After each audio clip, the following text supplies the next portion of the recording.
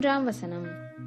ஏழைக்கும் திக்கற்ற பிள்ளைக்கும் நியாயம் செய்து சிறுமைப்பட்டவனுக்கும் திக்கற்றவனுக்கும் நீதி செய்யுங்கள். இங்கே ஏழைக்கும் திக்கற்ற பிள்ளைக்கும் நியாயம் செய்யுங்கள் என்று சொல்லப்பட்டிருக்கிறது. முதலாவது, ஏழைக்கு நியாயம் செய்கிறதுனால நமக்கு என்ன பலன் பார்க்கலாம். நீதிமொழிகள் 19ஆம் அதிகாரம் 17ஆம் வசனம். ஏழைக்கு இறங்குகிறவன் கர்த்தருக்கு கடன் கொடுக்கிறான், அவன் கொடுத்ததை அவர் திரும்ப கொடுப்பார். ஏழைக்கு நாம் இறங்கும் போது கர்த்தருக்கே நாம் கடன் கொடுக்கிறவர்களாய் காணப்படுகிறோமா? ஏழைக்கு இறங்குகிறது அப்படின்னா என்ன? ஏதாவது ஒரு பண்டிகை நாள்ல ஒரு ஏழைய கூப்பிட்டு வீட்டு வாசல்ல உட்கார வச்சு சாப்பாடு போடுறோமே, அதுவா? இல்ல பண்டிகை நாள் வரப்போகுதுன்னு தெரிஞ்சும் சரியா பண்டிகை நாள் அன்னைக்கு நம்மால இயன்றதுன்னு சொல்லி கொஞ்சம் பணத்தை கையில கொடுத்துட்டு மன நிறைவோட இருக்கமே, அதுவா? இல்ல.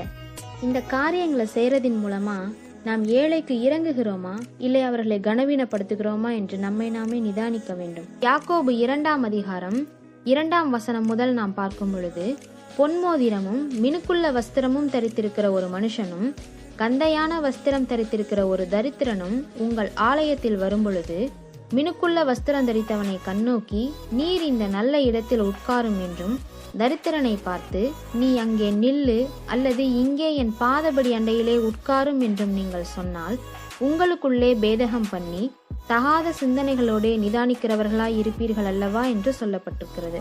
அதிலே 6வது வசனத்திலே நீங்களோ தரித்திரரை கனவீனம் பண்ணுகிறீர்கள் என்று சொல்லப்பட்டிருக்கிறது. நாம் செய்யக்கூடிய இந்த காரியங்களின் மூலம் நாம் தரித்திரரை கனவீனப்படுத்தி கொண்டிருக்கிறோம். கிறிஸ்துவுக்குள் ஏழை என்றும் பணக்காரன் என்றும் வேறுபாடில்லை. ஏனெனில் அவர்கள் இருவரையும் உருவாக்கியவர் தேவன் ஒருவரே ஆவார். நம்முடைய ஆண்டவர் ஐஸ்வர்யவான்களுடைய அதிகமான காணிக்கையை பார்க்கிலும் ஏழை விதவையின் 2 காசுகளை அங்கீகரிக்கிறவராய் இருக்கிறார். அப்படியென்றால் அவருடைய சிலுவையை எடுத்துக்கொண்டு அவரை பின்பற்றுகிற நாமும் அவரை போல் இருக்க வேண்டாமா?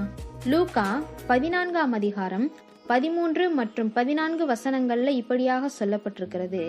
நீ விருந்து பண்ணும்போது ஏழைகளையும் ஊனரையும் சப்பானிகளையும் குருடரையும் அழைப்பாயாக, அப்பொழுது நீ பாக்கியவானாய் இருப்பாய், அவர்கள் உனக்கு பதில் செய்ய மாட்டார்கள், நீதிமான்களின் உயிர்த்தெழுதலில் உனக்கு பதில் செய்யப்படும் என்றார். ஆகவே நமக்கு திரும்ப செய்யத்தக்கவர்க்கே நாம் செய்தோமானால் அதில் எந்த பலனும் இல்லாமல் வீணாயிருக்கும். நாம் கிறிஸ்துவுக்குள் நல்மனதோடே ஏழையானவனுக்கு செய்யத்தக்க உதவிகளை செய்து அவர்களுக்கு உண்டான கனத்தையும் கொடுக்கும் பொழுது மெய்யாகவே நாம் ஏழைக்கு இறங்குகிறவர்களாய் காணப்படுவோம். வாரியரைத்தான் ஏழைகளுக்கு கொடுத்தான், அவனுடைய நீதி என்றென்றைக்கும் நிற்கும், அவன் கொம்பு மகிமையாய் உயர்த்தப்படும் என்ற வார்த்தையின்படி கர்த்தர் நம்மை ஆசீர்வதிப்பாராக. ஜெபம்.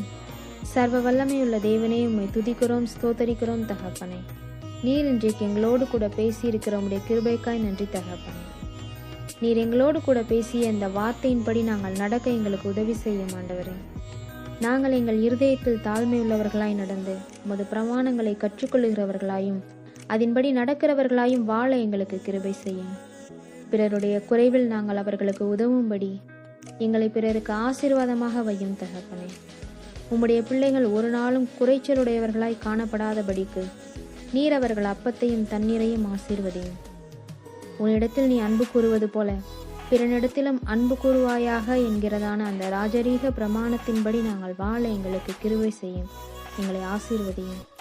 கர்த்தராகிய இயேசு கிறிஸ்துவின் நாமத்தினாலே ஜெபிக்கிறேன் எங்கள் ஜீவனுள்ள நல்ல பிதாவே. ஆமென்.